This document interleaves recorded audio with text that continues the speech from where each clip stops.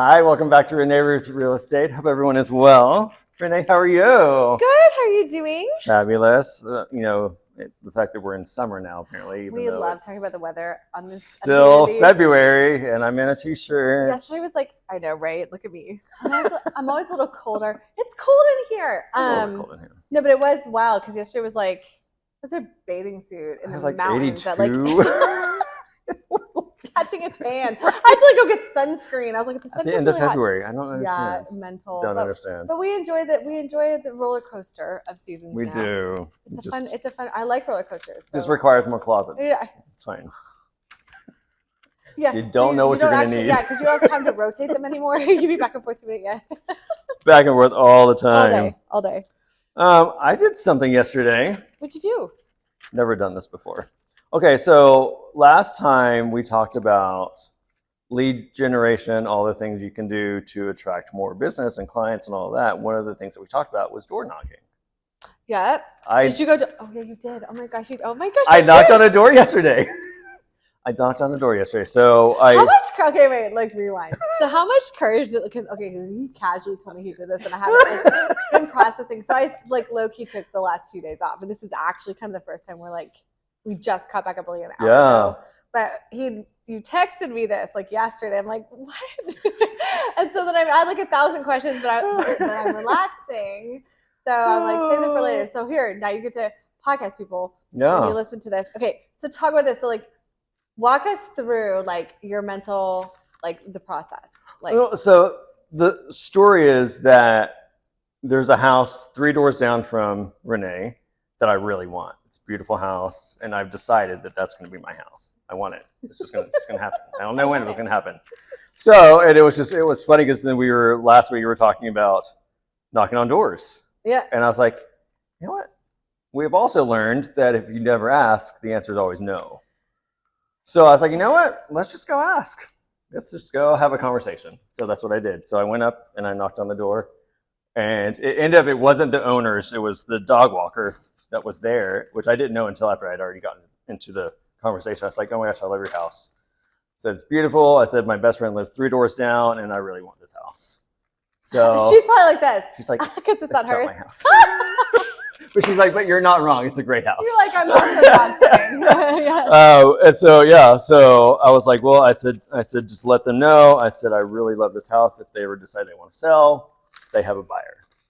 And I gave them one of your pins. And I said, my best friend is also a realtor, 3 doors down. Call her if you decide to sell. Yeah, first, please. So, and let me know. Yeah. So, yeah. So we planted the seeds. Okay, that's the story. Okay, now let's go into like the emotional. Or was it not challenging for you because it's what you really want? Like, yeah, I mean, there was nothing. Hesitation. Like, no, because literally I would have done it weeks ago, but I never, their car was never there. Never saw so I never knew if they were home or not. Yeah. So it happened, I was out walking Joshua, and I saw someone pulling in. I was like, ooh, there's my opportunity. Let's go knock on that door. So no, it was no, and I don't know if it's just because I've been in retail and customer service forever that I will have a conversation with anybody. Doesn't bother you. Like, does not bother me at all. Be a great agent. So I was like, sure. I was like, let's just have a conversation. But what I thought was really cool about it was because then she started to go into their story of being in the house, that they were downsizing and they bought it 2 years ago, and that's why. But she's really sure what they're doing next or what the plan is. So what I thought was cool about it was just the fact that I was like, I just had a conversation about someone's story. I learned a little bit more about them. Yeah. She knew a little bit more about me. I was like, that's all it is. It's just having conversations. And see how we can help each other do life. And that's actually how I felt when I was at the homestead. It's funny because like quick sidebar, I was at the homestead and they're doing renovations. So like the realtor in me is like, when they talked about like, what are they gonna do? Because it's a historic property, 1700, America's oldest resort. And right. I'm looking at the things I loved about it, which was the quirky, like pink and green carpet and the yellow walls and the like all the weirdness of it. But it wasn't weird because that was a period thing. Right. And thinking like, oh, are they going to bring it into this century or are they going to honor? And they decided to bring it into this century. And I told her it was like walking into like a black and white movie. I was like, all the color just got sucked out of the place because right now black and white is like on trend. And I'm like, I wonder when we'll be like, looking back, being like, that was so drab. Like, because you realize that like the 70s looked at the, the black and white era, and like that's so boring. Now we're in color. Like now we're going out of color. I was like, No, it's true. Well, I mean, like 80s and 90s are currently in trend. So I guess it takes about 20, 30 years to like 20, 30, yeah. So a little bit of time to kind of catch up. So maybe another 2 decades of like, okay, this is done. Yeah. Oh, I don't know. Like that's also was my thought. Like that's a multi-billion-dollar because that's resort is massive. Like I overheard some guy walking by being like, yeah, we have 6 weeks to paint like 120 rooms. Oh my God. As a painter, I knew that would just be like, I don't know what their crew looks like, but that was what I actually overheard. 6 and I was like, weeks. yeah, 120. That's a lot of He's rooms, walking by and I'm 6 listening to them weeks. because it was a lot of construction and chaos when I went. Well, to be fair, I assume it's more than one person. Well, yeah, it's that, but it's also like colors have already been picked. Like, they are everything's already been established. The manual labor just like they're just going in and just knocking it out. So yeah, I mean, it still would have to be a decent crew, but yeah, it's doable. It's wild. Like I was in there. There's this beautiful room that's like it's called the Crystal Room, and they have all these windows that go inside. And so they literally removed these old because they are thankfully keeping the original glass that like glass that doesn't quite look right. And so like the funhouse glass. Yeah. And so I took those out, and then they have them like basically bagged. I mean, this big, and the guys in the morning, they had it open this morning, and they were taking all the wood rot because like just over time, like the casings for these doors have just disintegrated. So you're watching them like strip that and like redo it, and so the entire thing is just getting a massive overhaul. So it was just funny, but to go back to stories, like that place has so many stories. Oh, I don't doubt it. Every person I met had stories, and like I have just always loved to get people to talk about themselves. So I think that's why real estate worked for me, because I like to hear about other people. Oh yeah, exactly. Like, I mean, that's so much of what it is. Yeah. You don't know what they're going through. You don't know what their story is at that time. Like you had people that have come back to you 6 months later because their story changed. So I mean, that's fast. The thing. Yeah. So you just never know. No, and that it's just it's being able to strike up that conversation. Yeah. And then keep that conversation going, which is the powerful thing. But yeah, absolutely. So he did one of the hardest things in real estate. It wasn't so hard. It wasn't so bad. People should get out and do that. Actually, somebody gave me a statistic. Who did this? Oh, Cameron, were you listening? Oh yeah, I was. Yeah, I was on the call. He was saying that like, you know, most of the places now, thanks to technology, have the Ring doorbell, the Nest doorbell. So when you go up and ring, they just look at their and they don't answer. Like, I don't know who that is. Oh my gosh! I wonder how the Jehovah's Witnesses do it, because they're like tasked to go knock on doors. I wonder if they talk to the Ring.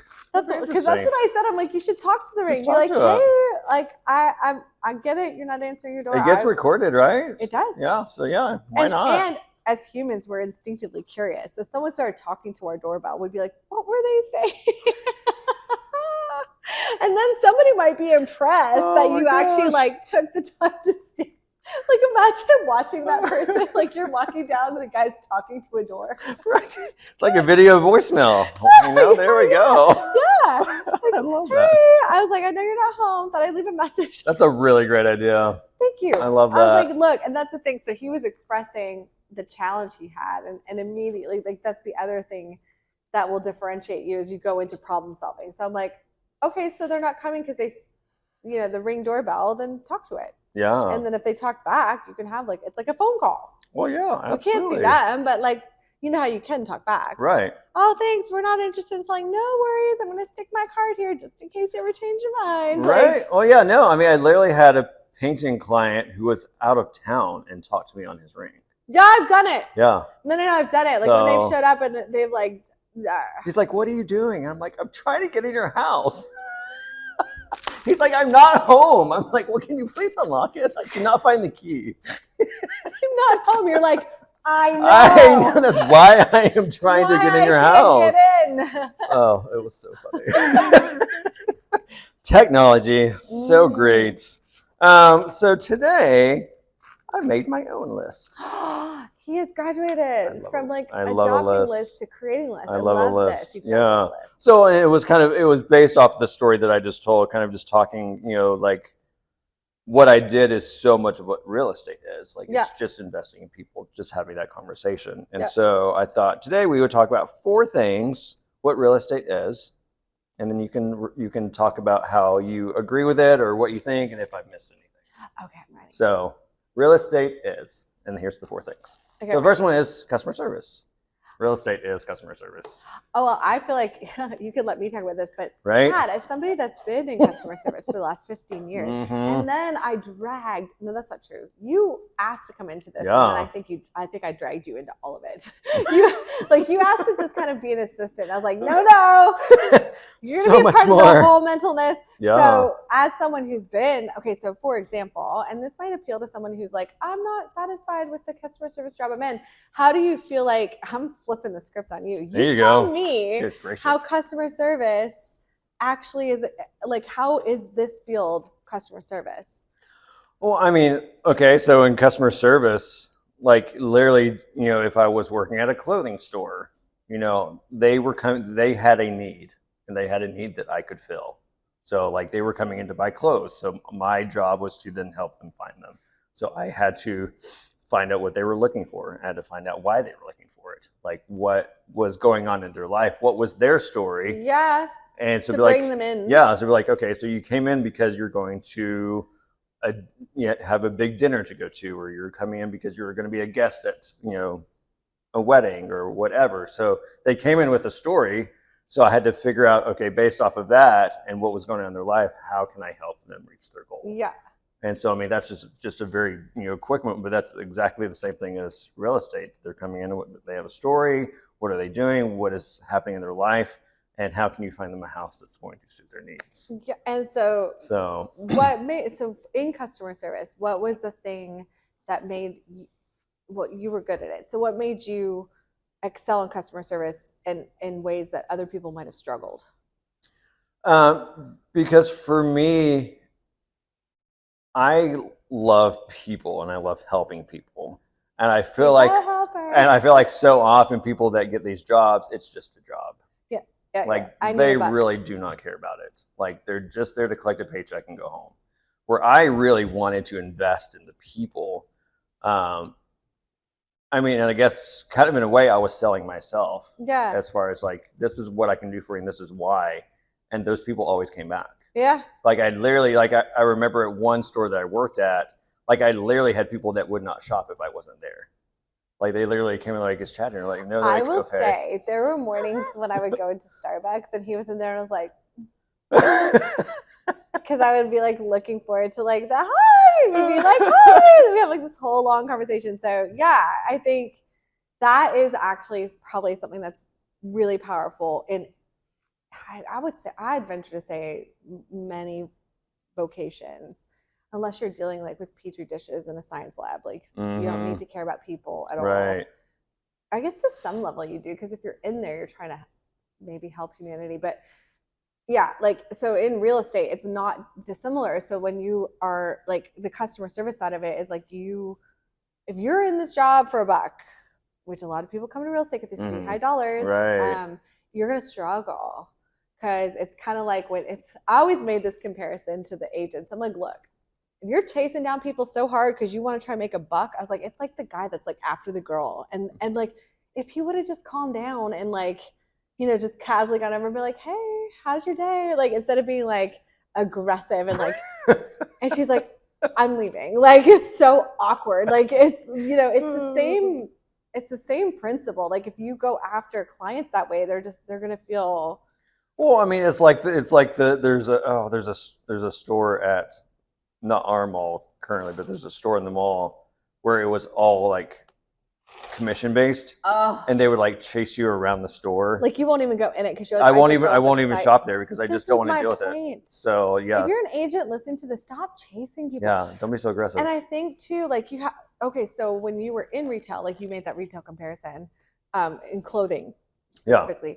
When you're in there, if someone came in, if you were like, whoop, like, I mean, like, so I'm pretty sure when someone came in, you probably said hi and then just kept it going on your, like, because if someone needs your assistance, they will come and ask you, right? Like, right. Well, and that's what I think and that's why I know that the jobs that asked me to do that more, to be like so aggressive, I knew it didn't feel right because I was like, there's a huge disconnect because it was forced. Yeah. Whereas if they had just let me do it myself, it would have been so natural that it would have been flow, there would have been a conversation. Yeah. But that pressure to be like, oh, jump on them and sell them something. I'm like, no, it'll happen if it's going to happen. And that's the mentality that like probably how I made quantum leaps in real estate was because I became okay. Like I didn't have to have every person. Like it was, I feel like, and we are commission based only. Yeah. So that feeling to like, I need every single one. You don't, what you need to do is find the ones that need you. Yeah. And then you'll help them and then be okay with like, not everyone needs you. Like right.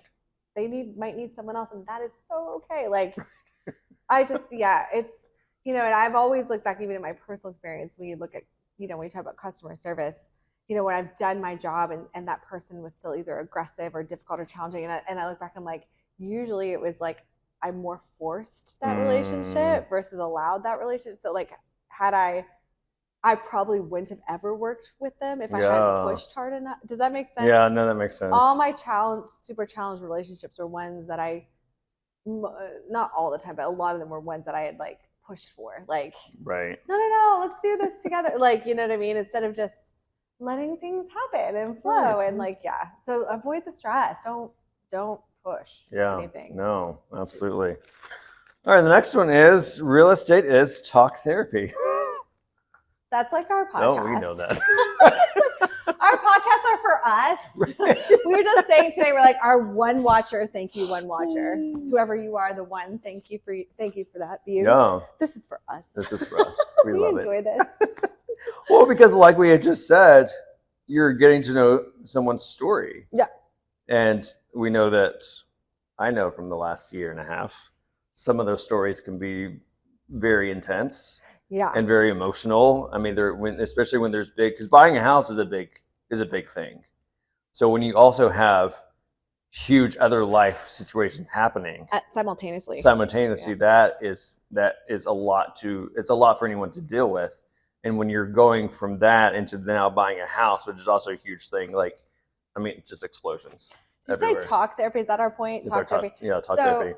I like the word therapy because as realtors, we're almost always therapists.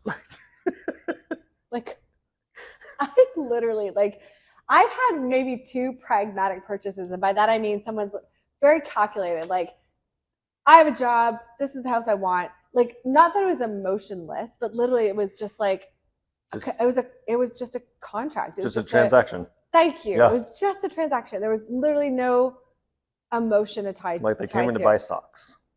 Yes, and and money mattered, right. But there was, but most of the time it's like there's an incredible amount of emotion, like, and it's usually because we've said this in previous podcasts, like there's a loss or a gain or a or a shift or a change, and that's precipitated the move, right? And especially if that change wasn't one they chose. No, that's a good point. Like illness or loss of, like, often we don't choose the losses, right. So any of the losses that come, so those tend to be like the even more heavier. And so you end up having, it's not, it's coaching them through so many of these emotions. And then and then being able to kind of field, as they come at you and recognize that like this, it's not usually about you. Like it's not usually, if they're upset or aggressive, it's usually got to do with their situation and learning to not, 1, take anything personally, and 2, carry that. Because I mean, I didn't go into psychology for a reason. Fair. Like full-time psychology, like talking people's problems 24/7, because it's just I carry that. And real estate because of the job that it is, it lets me kind of shelve. One of the great things that I got told recently was like, you should look at everything that you do in your life. And I think, Chad, you do this instinctively. And I was thinking about you yesterday when I was pondering this idea, but that you need to take life and you need to put it in a box and shelve it, right? So everything you do in your life, like everything you're handling, so each deal that you have or each relationship that you have, it has a box. And so like, you put every box is on the shelf when you go to sleep. And then in the morning, you decide which box you're going to pull down. And they can't talk until they come off the shelf. I have a lot of boxes. So like in compartmentalizing like that, and women tend to struggle with compartmentalizing, but in doing this, I think that it helps you maintain sanity. Yeah. Because you're not carrying each thing throughout, because it can be a lot. Right. It's not just a cluttered room. Like everything of stuff that's yelling at you. Right. No, it's, and that makes it sound like this is such a difficult, it's not that. It's just like, it can be a lot of emotion. Yeah. And so the talk therapy isn't just between clients. It's like, because we work together, we've partnered on stuff. I'll see him in the morning and be like, are you ready for this? And like, then we have our own little therapy session, right? Like, can you believe blah, blah, blah, blah. And it's like, and I always say to him, I'm like, just when I think I've seen it all.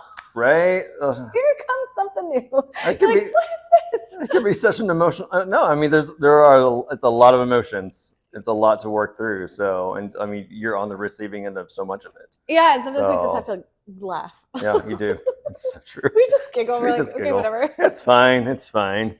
Moving along. So yeah, talk therapy on all sides. On all sides. Real estate is analytics. Getting down to like all the numbers of it, like you have the area, the market, the comps, the affordability, the resale. Like that's where it's kind of like you kind of have to deal with all the numbers. There is a very large mathematical component, which is so funny because I don't love math. Though I was really good at it in high school, I'm just never. Numbers and I don't hang out much. Yeah. They're too black and white for me. I like to be gray. Okay. So I like to be gray. Yeah. I like to be gray. No, my soul is right. Right. But yeah, so I, when you go to list, you go to buy, and funny, like we just came out of the pandemic, which was less about numbers and more about being crafty to win. Right. So like the numbers were like, how do we make what numbers you have appealing enough to get it? We're still in our area in a seller's market. And because the world is like this, people coming in, especially from out of the area, don't understand that we are. And so they want comps ran and this. And I'm like, look, I can run comps for you all day, but there's probably 30 houses on the market right now. So the seller can just sit and wait. Like, so I'm like, and then also if you're getting an appraisal, because we're in a seller's market, I'm like, you really are just going to have to lean on, like, we can throw a number, but you're going to have to lean on that appraiser to make sure you're not overpaying still. Like now in a buyer's market, you'll be doing so much more of that crunching, right? Because you're trying to see how you can talk them down because there is more of that back and forth. Right. But I'm still in bidding wars right now. I'm still losing bidding wars right now sometimes. It's so crazy that it's back to that. And back is the right word. It's like I said that in the meeting on Monday. I was like, when did it switch back to this? Like I'm showing houses with 10 other agents. Like what? Yeah, like showing times and having to like coordinate schedules and like just piggybacking showings and watching agents who are nice to each other and ones who are like, I showed up at a house and this one agent was like, you can't come in. And then now maybe the client felt that way, but then the other agent and I were standing outside. We're like, okay. So we're like, there's like 10 of us in the lawn. And like, she looked at me and she's like, she was there first and she looked at me, she goes, you can come in with us. I was like, thank you. I was like, we'll go in a different direction. It was so mental.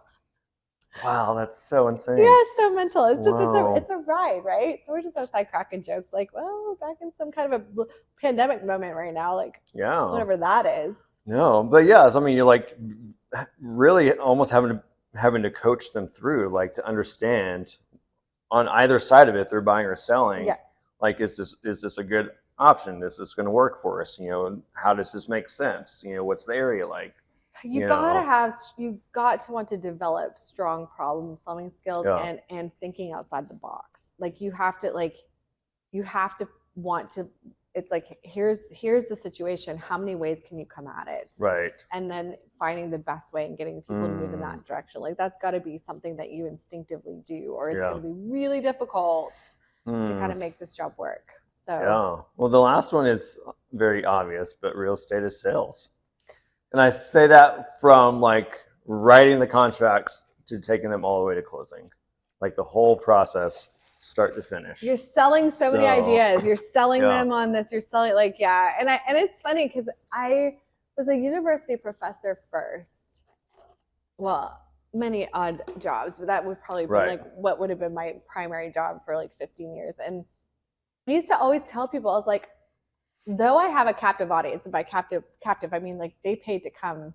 They they have to listen to me, but they don't have to listen to me because listening is active. I think many people just heard me Right. for an entire semester. Wah, wah, wah. So I know they retain some stuff, but like, yeah, it's, but I remembered, and I said this to other teachers, like, because there's, the classic like professor that just is writing on the board and talking and thinking that these students are just like furiously like, and realizing that kind of archaic approach to teaching, 20 years ago when I started was like, that doesn't work. Like you actually, I had to sell them on what, yes, I know you chose this class, but I had to sell them every day on why they should listen. And I was almost, Wow. because I was a public speaking instructor and persuasive speaking was one of the entire chapters. Right. I'm like, I am persuading you on a daily basis to listen for the next, it was anywhere from 50 minutes to 3 hours, depending on what the class structure was. I'm teaching you and I'm persuading you to participate,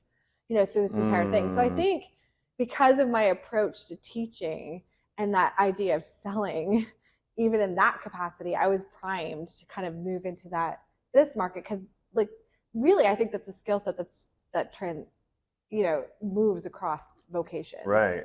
And it's, I think teachers would do well to like look at their position as empowering, persuading them to care, right? Yeah. And so now I'm persuading people I educate buyers and sellers and work to persuade them to make the best choices, the smartest choices, the wisest choices that they're capable of making. Right. That I don't have to command their attention. They usually come willing Right. to some degree to listen.